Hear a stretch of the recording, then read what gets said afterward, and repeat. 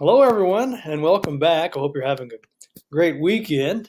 Labor Day coming up on Monday. Seems appropriate to be talking about cultural studies at a time like this. In this video, I wanted to talk a little about Lecture 2 on culturalism and Raymond Williams. So let's just jump right into it. Quite a bit of content in this section, quite a few concepts, and quite a few nice sentiments. Like to open with those. So Stuart Hall here, he's at the beginning and the end of this chapter says some things about theory, and since this is kind of an introduction to theory course in a way, I always like to dilate on these sorts of sentiments.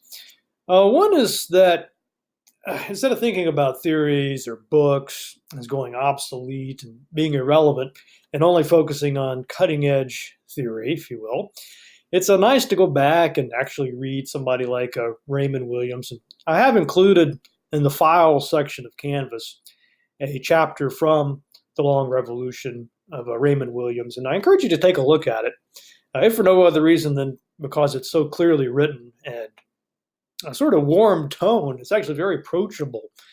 It's nice to see that as we get further and further along, it seems to be a lot of the theory gets almost indecipherable with the jargon and convoluted structures and whatnot. But it certainly didn't start out that way. And you can see that by reading that chapter I uploaded, or of course, Stuart Hall's lectures. Anyway, I think the big point here that I want to focus on in this introduction and conclusion are that we are the beneficiaries of people who have struggled with thinking difficult things for the first time on ground which is unprepared for that kind of thought. So I think Hall means this in kind of a give the guy a break, give Williams and Thompson a break, right? They didn't have access to, of course, scholarship and developments that came along after them. But that doesn't mean their work is useless. There's not useful concepts that we can pull out of their work. And furthermore, we can acknowledge this work and learn from it without swallowing the whole pill. So I think this is a good point. One of the things I work with often with students, graduate students, is when they're working on theses and they're trying to put together what's called a theoretical framework. And I think the temptation is always just to latch on to one theorist, just sort of swallow the whole pill, right? Whether it's Foucault or Derrida or Kenneth Burke, you name it, and just sort of wrap themselves around that person's framework, when really I think Hall has a better idea. Try to pull elements from different theorists and different frameworks and put together your own framework. That way you can avoid this issue and really make a more valuable contribution in a lot of ways. Basically, don't hold up any theorist as some kind of a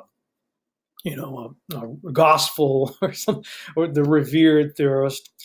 Try to avoid that temptation. I think Hall is right on the money there, even if we're talking about Raymond Williams. Now, a little bit about Raymond Williams from Hall. We get some interesting biographical notes. And, these sort of biographical notes aren't always common when you're talking about theorists, right? I always like to learn about the people that I'm reading. But in this case, it's especially relevant because it gives us some insights into why Williams was interested in doing the kind of work that he did, namely founding cultural studies as we know it today. And Hall, I think, is right here to point out that he was a scholarship boy, I think is the term from the readings from the provinces of Wales. So I don't know about you, but sort of the impression I got from this was that he was kind of a country boy, or if he was in America, he would have been somebody from a sort of rural area without a lot of prosperity, kind of a poor town, right? Not a lot of scholarship there. I think he was sort of the bright kid in the village, right? So they sent him to college there at Cambridge. And some people have mentioned Downton Abbey in the Nuggets, and I think that's a good source to get kind of a feel for the structure of feeling, if you will, of this era. Even today, I went to college in the 90s, and being myself from more or less a small rural town, going to college, I even sort of felt a little bit of this. Of course, I didn't go to Cambridge, But even at a university, I could certainly feel that the culture that formed me was not what was being venerated there at college. Uh, I don't think any of my family ever read any of the classics, quote unquote. For example, I had zero interest in going to a classical music concert or going to an art museum, art gallery. Any of the things we sort of associate with high culture was pretty much unknown to them, just as that culture was pretty much unknown to the elites there at this rather small university. And so I'm trying to think about that feeling, but probably multiply it by 10 or maybe even 100 times. And that was probably what Williams was going through at Cambridge, right, as this scholarship was. So his family couldn't afford the tuition, so he's there on scholarship. And I can only imagine the kind of snobbish behavior he encountered there. But it did help. It did have a silver lining to it because it led him to write these really important key books about cultural studies. So let's talk about those a little bit. The first one, he actually wrote a bunch of stuff in different genres, but Hall's focused here on culture and society, 1780 to 1950, and then the Long Revolution. And these were published in the late 50s, early 60s, as you can see there. And just to repeat once more, I have uploaded a chapter from the Long Revolution into Canvas if you want to take a look at that and get a feel for his writing style, which I think is quite nice.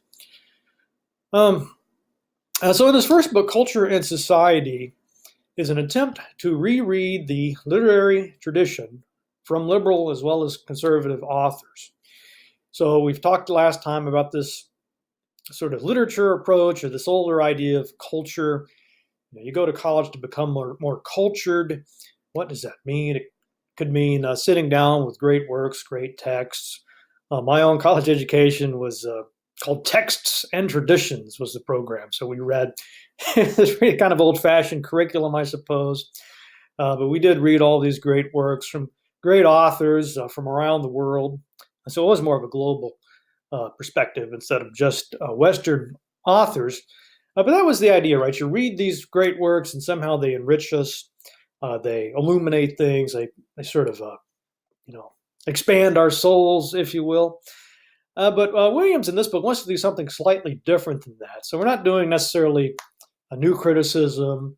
There is close reading involved, but it's not just a sort of it's not kind of a literary appreciation kind of course. Instead, we're using these books to try to understand the culture, where they come from. So if you want to understand the cultural shifts, or say the culture, what was it like to be in the Industrial Revolution during this shift from agrarian capitalism to the industrial capitalism? All these enormous changes in democracy and art and industry, work, these huge changes during this period. And the idea, it seems to me, is that a great way to learn about this is by studying the literature of the era, the authors, great authors who were writing during this period about this period, what was going on around them. And this ties into his notion of culture. So cultural studies would mean the ways in which historical experiences are understood, experienced, defined, and judged. So for Williams, he's got this concept of the structure of feeling, and you might think about that as sort of the zeitgeist, if you will, or sort of the feeling of an age. So we're in one right now, sort of a period that will one day be a historical period, right? And we sort of have all this stuff going on all around us, but we sort of feel like we're part of this, this thing that's going on around us, right? At this time and place, it's kind of hard to articulate it exactly. That's why we have these terms like structure of feeling or zeitgeist or what have you. But if someone were to come here from another time, like jump in a time machine to come back here, or somebody come here from another country, they'd probably be more observant that there's something special here that you can't quite gain access to because you're not sort of in this system, right?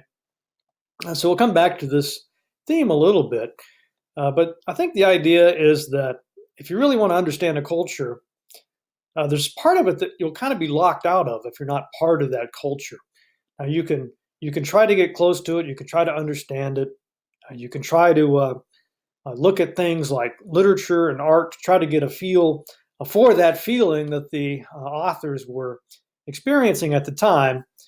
But that's about as close as we can get to. So there's a certain thing that we will always struggle with to fully understand. He talks about this a lot too if we want to study, say, the Roman, what it was like to be part of the Roman Empire, let's say.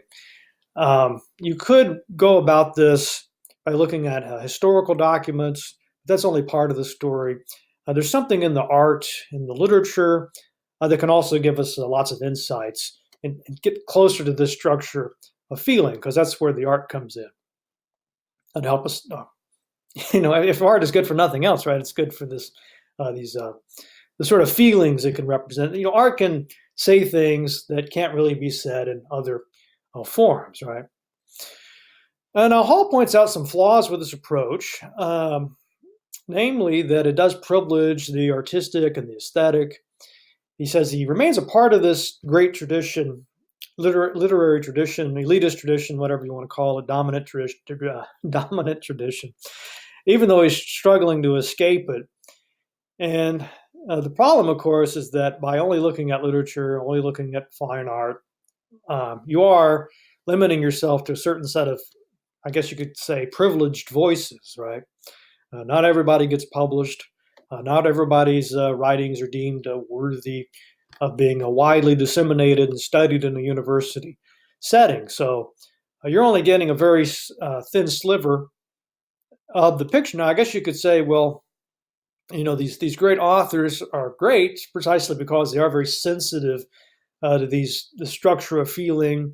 They're in sort of a unique position to describe this for us and to put us back into that structure. But I think Hall wants to disagree with that assessment. So he says that this culture and society tradition that we've been talking about with Williams stands at a distance from and in a critical relation to the dominant cultural traditions of its times. So if you think about somebody like Charles Dickens writing all these great novels about the really deplorable times, these horrible conditions workers were in, something like A Life in the Iron Mills, you could probably rattle off dozens and dozens of titles of works from this era that really sort of paints a grim picture of this industrial capitalism. It's not like they were praising what was going on. Think about something like The Jungle by Upton Sinclair. There's a million of them. Or 1984 by George Orwell. Nobody would read that and think that Orwell is in line with totalitarianism, right? He's obviously sort of raising our consciousness about what's going on and the potential problems if we don't heed these things. So this is all kind of feeding into, I think, Williams' notion that instead of literature being controlled or being determined by the means of production or the dominant or the ruling class or whatever you want to call it, in a lot of ways it's sort of the other way around. So we read something like 1984 or The Jungle or Charles Dickens novels, and we especially think about at the time when the stuff was going on, and feel like, or maybe they'll make us feel differently, right? You sort of start to feel bad, or you're sort of alarmed about what's going on with those means of production and what's going on in government and democracy. And that can actually alter the structure of feeling, right? So, if there's some kind of bad dominant, some kind of bad practice going on, think about the Green Movement, for example. You read something like A Silent Spring, you watch documentaries, you watch, Inconvenient Truth, I guess, or March of the Penguins, or whatever it is. And those might actually, it's not just people are watching that for entertainment. They might watch that and then go out and affect some real change, right? This is kind of a commonsensical, but in a way, too, it kind of captures the vibe, if you will, and again, the zeitgeist or the structure or feeling of an era, that we're starting to feel kind of apprehensive about the environment. We feel some concern about the species. The problem, though, for Hall is that, at least in this first book, the Culture and Society, I guess Williams just kind of assumes, or he doesn't have a lot to say about how this dominant tradition got in place. How come, how do we get to industrial capitalism and all of the negative things that go along with that? Remember, these are Marxist writers we're talking about. They're not happy. They're not pleased with the sort of 1% situation. It doesn't talk enough about the struggles and really the struggles between, say, the working class and what they had to give up, or the price they had to pay for these transformations in society. It's just kind of presented to us in this book. And then this other tradition that Williams wants to sort of set against this, all of that doesn't think he gives a good enough depiction of the whole picture, I suppose. He says it reads like a play without a villain. And really what's missing here, and that we'll get into, of course, is the hegemony and the ideological dominance. There's not enough talk about that in this early book to suit Hall. And then he mentions E.P. Thompson and his book, The Making of the English Working Class. And in that book, it's pretty interesting that it came out about the same time as Culture and Society, because, of course, in this book, Thompson is doing exactly what Williams resisted, namely going beyond the literary tradition. As a historian, Thompson is looking at historical documents, right? Records, pamphlets, newspapers, just sort of everyday correspondence. And that allows him to paint this more complex picture of what was going on. To some extent, these works of literature, and even today, if you go to, say, if you look at the literature that's coming out today, the sort of, Franzen type stuff, that's actually catering to a pretty small audience, right, of sort of sophisticated people.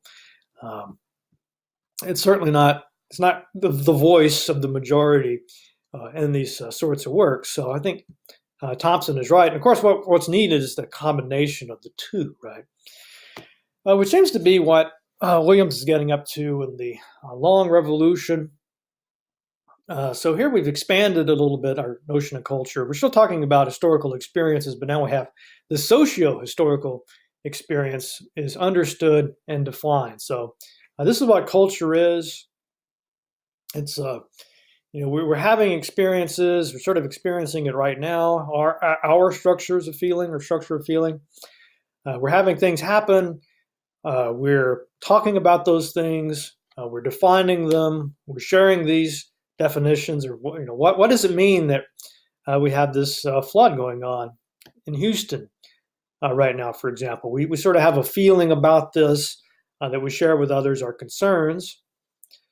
And that's kind of what community is for Williams, right? This collective, the social definitions of what it is that we're going through. So culture, then, again, not just works of not just great works, masterpieces. That's not what culture is for Williams. Instead, it's something that's inseparable from life as it is lived or experienced. So it's kind of interesting, or there, right? So either as it is lived or experienced. You kind of wonder how you could experience it if you didn't live through it. I think that's sort of the key, one of the keys to understanding some of Hall's problems with this. But there is talk about sort of recreating the experience, right? Maybe that could be done through literature. So even though you weren't part of that experience, a great work of literature can almost sort of recreate the experience for us in a way, right? I guess you could say it's better than nothing. And then cultures, what does it mean to say American culture, British culture, French culture, Mesopotamian culture, whatever it is you're talking about? For Williams, it's whatever it is. Obviously a lot of cultures have a lot of the same stuff going on, same practices, maybe even the same traditions. But there's always something distinctive and unique And that's the job, is to try to recreate and understand what it is that constitutes the identity of that experience. So again, thinking about American culture versus British culture. What's distinctive and unique about each one? And that's what a cultural analyst needs to do, right? Find the common forms of experience and shared definitions by which a community lives. So you think about terms like democracy, for example, that probably an American in this day and age probably has a different definition of that, a different shared understanding of that term than someone in, say, France. Probably similar, but always a little different, right? Seeks the life. So a cultural analyst is seeking the life, or trying to understand, I suppose, the life one is obliged to live because of the conditions into which one has been born. So in other words, that's the material conditions, the sort of facts, the objective sort of facts. You're born to a certain family with a certain income bracket, certain part of the country, let's say. So there's all this stuff that just sort of, you could say it's just fates or random chance. But anyway, physical stuff, the kind of stuff a classical Marxist is interested in, and thinks determines everything else. But the difference here is we want to really reflect on the social side of it, right? So the attempts to live socially in ways that reflect how we understand and experience our circumstances. So it's not just sort of the brute existence, but really focusing in on the social experience of this. So you might be born into these conditions, but again, coming back to the structure of feeling of your culture, what's unique about the way you're understanding and experiencing these circumstances as an American, as opposed to a German, or we could get into gender or racial considerations there. These are kind of, according to this theory, just as important as those sort of banal conditions of existence, or the raw facts, right? Practices are always cultured. It has been cultivated, is impregnated with forms of interpretation. So even with this, I was thinking about when you think about means of production, and just, of course, one of the key concerns is having food to eat. If you have no food, you have no people, and therefore you have no culture, right? But yet, even something as old and traditional as farming, think about how cultured that notion of farming is for us, how we feel about farming, the ways we've sort of been cultivated with all of these different forms of interpretation. I'm thinking about like the factory farms, the small family farms, maybe thinking of farming as somehow being a pure, or almost a spiritual thing, or maybe you think old-fashioned, associated with old westerns, John Wayne. There's lots of ways it's been impregnated with all these forms of interpretation. So it seems like Hall's saying here, really all practice is like that. There's no such thing as just this basic practice that has no culture associated with it. There's always layers of meaning that is given to it by our culture. And it says this is what culture is: experience lived, experience interpreted, and experience defined. So again, we're born into these circumstances we just find ourselves in, but how you live the conditions in which you are placed can vary, and those variations constitute the culture. So you could imagine, sort of hypothetically, two different cultures, and they have the exact same material resources available. Maybe they're alike in so many ways, right? But they won't quite be the same. Maybe they have different languages. Maybe they have different metaphors, different myths. But really, just they will be very different from each other, just based on the experiences that they're having on a day-to-day basis, the way they interpret those experiences, and of course, the way they share those, the way they sort of become codified in that culture. So Williams wants to counterpose the notion of a whole way of life with the best that has been thought and said. So we've kind of beaten this horse already.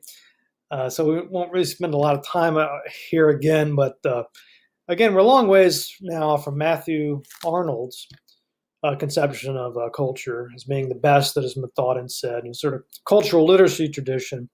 That's not what we're talking about here. Instead, you want to think about, again, what is American culture? Well, for Williams, that is a whole way of life, right? The American experience as a whole way of life. Everything is going to be involved. It's a very complicated, complex structure, and not all of it is articulated in words. That's why we need art or metaphors and this sort of thing, literature. But it is more of a look at what we would, I think, more, if I say American culture, you're probably thinking along these lines, right? Not just American culture narrowly as in the great works of American authors or something like that. A democratized version of the elite tradition, and I think that's fair. And what is the goal of the analyst then? We're seeking significant patterns. So again, you might have all kinds of societies, and they might have farmers in their societies. They might have, of course, they have sports, and a lot of the same patterns, right? But they'll always be organized differently. So again, thinking about sports, I always love to think about why soccer or football is so popular in some societies and some cultures, but hasn't really. I mean, it seems to be increasing in popularity here in America, but really, just when you say football here, of course, people think about the NFL version, right? And there's something probably significant about that.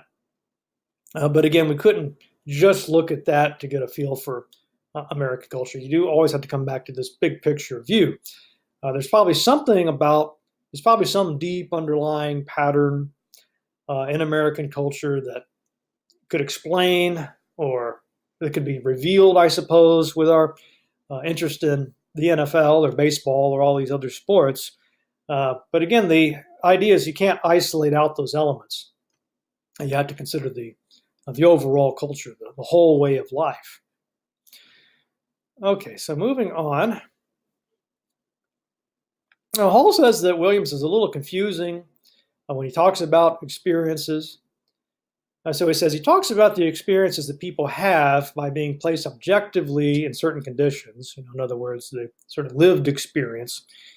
And he talks about the ways in which those experiences have been understood and defined. So it's not just that we have experiences, but that we talk about those experiences. We come to understand them. We come to have some shared conception of what they mean. Then he talks about how a society lives its distinctive ways of life, impregnated by its distinctive cultural forms of interpretation. So I suppose we're talking about two different kinds of experience, and it sounds like Hall is saying that he doesn't quite feel like these are properly reconciled in these works. He says Thompson does the same thing. You experience your conditions of existence, whether you like it or not, that's sort of the given. But how you live the conditions in which you are placed can vary, and that's the cultural. Now, I'll pause here because I'm not quite clear myself on what Hall is criticizing about these views. It seems to me, I'm sort of, wondering if it's kind of having your cake and eating it too kind of scenario. Is it saying that, if you're not part of this culture, if you don't have this experience of being an American within American culture, maybe you just can't you'll never understand it, and it doesn't really matter about this other stuff. You can look at the art, you can read the books, you can watch the recordings of the news from that era, whatever, but you can't get at it because you didn't get the experience. So maybe that makes sort of cultural analysis kind of impossible to do. Not quite clear, so I'll turn it over to you. What do you make of this criticism?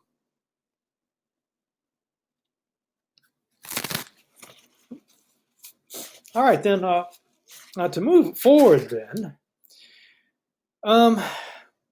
he does call Williams a genetic structuralist, which is kind of interesting. So again, we got all these surface practices going on, things that you can just walk out and see happening in America today, right? But he says that's not really what you want to focus on as a cultural analyst. You want to go underneath these practices, because somewhere deep down underneath all these different practices, there is a cultural matrix, kind of a root system, I suppose. And from those roots grow all of these different practices that are deeply layered and meaning. And somehow we can get back to these roots, and really sort of grok a culture, right? So what are we looking for? We're looking for key ideas, key words, key definitions, which hold all of this together. And quite literally, Williams in Culture and Society, he says even that word culture, it sort of arose, or it sort of transformed during this Industrial Revolution, kind of became a concept.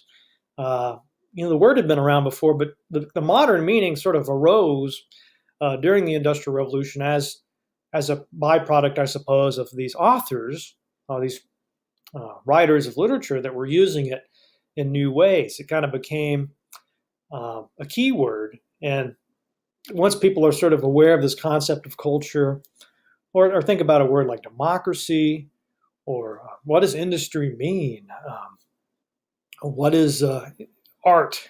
So Hall, Williams talks about these words and how they're used by these different authors in different ways as kind of evidence of this cultural matrix deep within, I guess, that these authors were glimpsing and trying to relate to us, right? But that's part of it. Key words, key definitions. Again, thinking about what is art? What is democracy? This stuff is really important, and it's I guess unique to different cultures. And if you can really get a handle on what are the key words of a culture, what are their key definitions of those words, these sort of shared understandings, and you're really getting a good picture of what it means, what that culture is all about, right? They talk about the search for homologies. And this is important because if you think about a homology, I always think about Dick Hebdage's work with subcultures, or Barry Brummett's work with homologies and Rhetoric of Style and other books. And these authors, they might talk about something like the homology, or Brummett talks about gun culture in America in his book Rhetoric of Style. Hebdage talks about various subcultures, but you can think of coming back to this idea of the cowboy and cowgirl. I just got back from the state fair, so I was thinking a lot about this. And when you go into those animal barns and you see sort of the way people are dressed, the way they're talking to each other, the sort of social practices that go along with this lifestyle, if you will, and the sort of shiny button-up shirts and the hats and the boots. There's just a lot that goes along with being part of that culture, right, of that subculture, whatever you want to call it. But then there are certain things that wouldn't fit the homology, right? So, going through those animal barns, I don't think I saw any of the folks there that were displaying their animals using a laptop computer. I don't think that I saw any wearing an Apple Watch. Now, maybe they were there, but to me, that would seem like something like that wouldn't quite fit with this image they're trying to cultivate, right? It would seem to kind of stand out. Now, maybe if you saw somebody like that, it could be one of these points where, hey, that's something new that's happening. I bet if I went to the state fair 30 years ago and went to the animal barn, the folks there would be quite different than the ones that are here now. There's always, and Williams talks about this, the way generations, the new generation and the old generation are always different than that middle generation, right? And they're similar in some ways, but there's always this sort of new configurations of values that are always emerging with each generation. So the idea is not that these things are fixed, or that there's no struggle, there's no change, but rather, I suppose, sometimes something that doesn't fit just gets ignored or quickly goes away, whereas other points are signs of change, right? And Williams talks about this in terms of, again, we have the sort of dominant tradition, but within that you have residual elements which could be, I guess, sort of old-fashioned notions. He talks about religion a little bit associated with that. So you would think with all the, or at least you might think that science and scientific discoveries and on all of this might have rendered at least some parts of religion obsolete, yet they seem to stick around, right, as residual elements. And for Williams, this is important, right, because they continue to exert an influence on the way we feel about things. But he also talks about oppositional elements. Maybe there's some kind of movie that comes out that really challenges the status quo. That could be an oppositional element. So we'll talk a little bit more about that. So the structure of feeling is the distinctive culture that emerges out of the interactions between different social groups or classes. And this is, again, I think troublesome for Hall, is that these structures of feeling seem to come naturally to those inside the society. And one of the things that Williams uses as an example that I want to bring in, I think it's helpful, is that is somebody from another country, say like de Tocqueville did with Democracy in America, and study us for a while and then write about, here's these Americans, let me describe them. Or let me sort of imitate an American. That somehow we would look at this and say, that seems kind of artificial. They didn't quite get it right. They didn't quite nail it. Right? They're just there's always something there that just doesn't feel genuine, right? And I think that's kind of getting at this idea of the structure of feeling. It's easy to get if you're part of it. We don't even really think about it. It's just there. Because we were born and bred within the society. But if we go to another society, we shouldn't assume, well, I can, figure these people out, because there is this sort of inaccessible element, right? It's not going to come naturally to us. And I'm tempted to think about a language, because that's what I deal with a lot. I'm sure you do as well. How there's so many of these sorts of rules for correct, quote unquote, grammar, mechanics, speaking, subject and verb agreement, and all this stuff. It just seems to come naturally to us. But if you sat down and said, look, what is the rule that you're applying to, to help you figure all this? How do you know that that's it? That's correct. A lot of times we just don't really know why it is that way. It just seems to be the natural way. Whereas for people learning the language, of course, it's not going to come naturally to them. They need to learn these as rules or just memorize it. And so it seems like, if you take that sort of concept and expand it more broadly to culture, I think we're sort of getting at this idea. Maybe you can never learn a second language to the point where you're speaking it exactly the way a native would. You might disagree. But I think it's an interesting question. Then we do, in this other book, The Long Revolution, we do get into, I guess he's read Gramsci at this point and talked about hegemony. And here's some stuff I took from the Oxford reference. So hegemony, and I know you're kind of familiar with this term already. So it can be thought of either as common sense or the dominant way of thinking in a particular time and place. But Williams says this can never be total. Right, there's always this inner dynamic by means of which new formations of thought emerge. And again, this is that structure of feeling. So you've got these different classes or differences going on within the culture. And these are different ways of thinking vying to emerge at any one time in history. And he says you can find these gaps between the official discourse of policy and regulations and the popular response to official discourse, and its appropriation in literary and other cultural texts.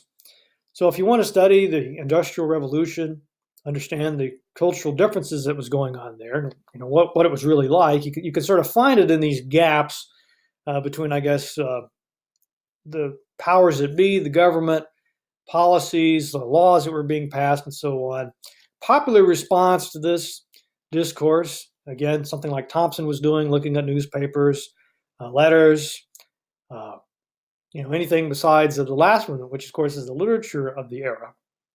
And so if you really want to get a handle on the structure, you need to consider all of these things. So Williams uses the term feeling rather than thought to signal that what is at stake may not yet be articulated in a fully worked out form, rather has to be inferred by reading between the lines. If the term is vague, it could be because we're talking about a trajectory here, sort of a general movement, I suppose. It might not be clear to the people at the time where they're headed or what's happening exactly. It's just, again, it's almost beneath the surface. It's almost an unconscious process that's going on, which is, again, a good reason to look at art and literature and poetry and all these things to try to get beyond language, because whatever it is that's happening, it's not necessarily the case that you can just articulate this in rational discourse. I would say that's, just ask any artist about this, right? And they'll say their paintings are saying things that couldn't be said in words. So dominant cultural forms, hegemony, incorporate residual and emergent forms. They don't destroy resistance. So again, if we think about a period of change, something that happens, or some new form arises, it seems to be dangerous at first. So somebody used the example of Rage Against the Machine. I think that was Anthony, one of his nuggets. Or we could think about, rap music, maybe some kind of like the Occupy Wall Street movement, whatever it is, there's constantly these new forms emerging. There could be something residual too. Maybe there's sort of back to the Bible movement, revival. And so it could be something from the past or something new. But either way, these things are constantly arising or emerging into consciousness, right? Into the public view, however you want to say it. And usually what happens is that the dominant culture, or the hegemony, isn't overthrown by these things. Instead, it just allows them in. It becomes part of the hegemony, but only in a sense, right? And they're brought in so they can, it's kind of a way to say, look, we've let this in. Now we're listening to rap music. I heard it's being used as a teaching tool in elementary and maybe even middle and high schools now. So you bring it in, something that seemed to be sort of oppositional, right, or potentially dangerous to the status quo or the dominant culture. But you bring it in to kind of make a point, right? It's almost what's the word? Sort of average marketing strategy, right? You look how open-ended we are. Look how tolerant we are. Look at the apparent freedom we have. That we're fine with rap, or we're fine with fill in the blank, whatever it is that seemed to represent a danger, but now we're sort of accepting it. But there's a little twist here, right? The twist is that it can only exist within the places that it's assigned, slowly allowing it to be recognized, but only within the terms of a process which deprives it of any real or effective oppositional force. So again, thinking about the Marxist orientation of these authors, both Hall and Williams, and I suppose Thompson, we're okay with these oppositional processes, a protest, a march, whatever it is, but only if you follow the rules, right? Or only if you get the permit and you stay in the area that's assigned to you, and only as long as certain, as sort of the media that goes in there to cover it covers it in a sort of acceptable way, as in a way that kind of nullifies any kind of real oppositional force.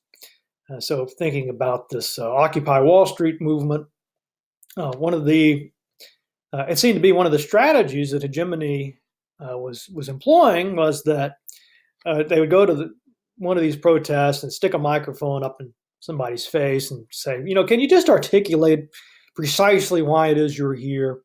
What are you protesting? And kind of mocking them in the process. And of course, it was a lot of times more of a feeling, like, well, it just feels right for me to be here, more than something that could be sort of calmly and rationally explained, right? So it was okay to have that kind of coverage, but it wouldn't have been okay to have coverage in there that would have led to real oppositional forces, big strikes or people going into factories or, some kind of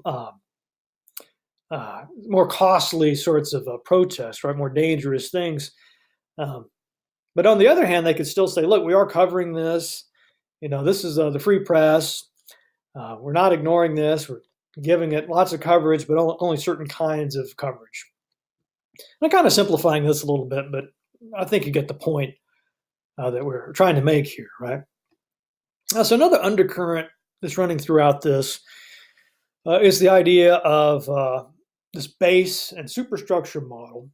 And I talked about this before, but you think about the base being the means of production, the economic factors, how people make food, the material wealth, everything it takes to survive, I suppose. So that's all sort of the base. And then the superstructure is built on top of that. And in the Marxist view, this base is what's all important, right? That's why it's the base. So the economics, the means of production, the bourgeoisie, the ruling class, the ideas of the ruling class are the ideas, or the good ideas, quote unquote, for the society. So what's good for them kind of gets expressed in ways from the superstructure. So, for example, religion, Marx talks about it as being the opiate of the masses, meaning something like, well, the workers, would revolt. They're living sort of horrible conditions. They're working for very low wages. They're basically wage slaves. Why don't they just rise up and take over the factories, achieve the communist dream, right? And it's things like religion, right? Because this religion has been, whether intentional or not, just coincidence or not, I guess not a coincidence, has sort of taught them that if they're just patient and they sort of mind their place, then when they die, they'll go on to heaven and be in paradise as long as they stay in their place. So religion is just one example. We could bring in all the other stuff, schools, you name it. It all supports this base, and it's all almost designed that way to support the base and determine all these things. I mean, why do we have the religion that we had? Well, it was the base. It was the way that economy was set up. Now, I say that's the old view. The newer view, of course, is that it's more of a two-way street, right? We've already seen some examples of that from literature. A great novel like The Jungle can actually affect that base, and not the other way around. So it's a much more complicated view, much more holistic view. Remember this whole way of life sort of view, not just about your job and your career, but all this other stuff, everything from entertainment to spiritual needs, to social and cultural practices. Now, E.P. Thompson criticizes this a little bit, and the criticisms are, if we talk about the whole way of life in America, it seems like Thompson says that it's sort of implying that there is this one culture, sort of a monoculture, sort of a consensus, when really people don't stay in their place. There's a continuous struggle between contesting cultures within cultures, a struggle that gets kind of overshadowed or de-emphasized, I suppose, with that model. Now, this is a good question, and I'll just let you answer this to get your take on it. So, Hall says that the question that remains unanswered in both Williams and Thompson in their views is whether thinking about history is the same as living in history. Should the cultural analysts, merely recuperate and celebrate such responses, or should they judge them and, if necessary, account for their weaknesses and failures? So again, to put sort of your Marxist hat back on, or your sort of social justice hat on, is it enough merely to understand sort of recreate these experiences, sort of bring them back into awareness, or should you have more of an activist role?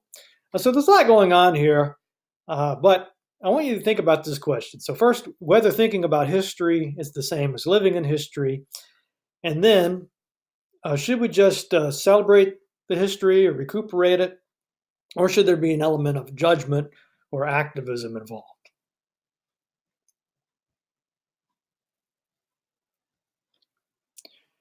Okay, so then one final discussion point here. Hall says that Williams and Thompson confuse the two senses of experience, so they got two sorts of ways to think about experience that are running throughout their work.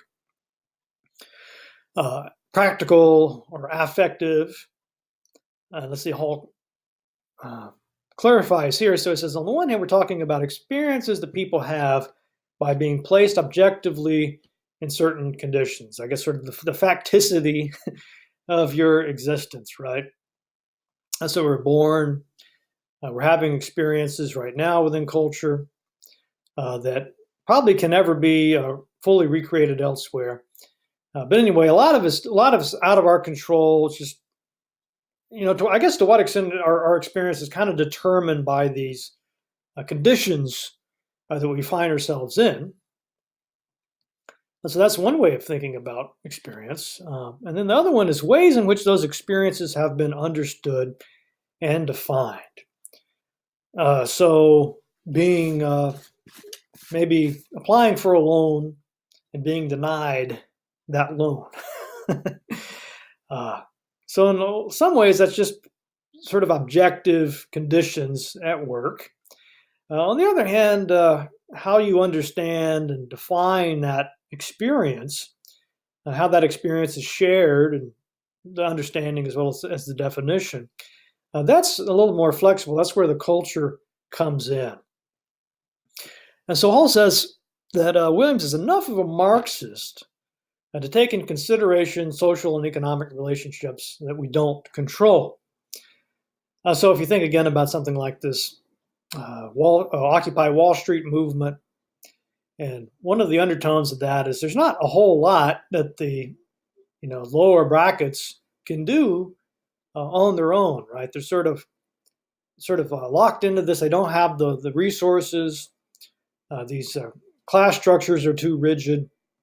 It doesn't make sense to sort of blame them for their conditions, right? The whole idea is that that in the old school of Marxism, that was the ideology saying that it has to be this way. These conditions can't change. That's sort of conditions that we find ourselves in.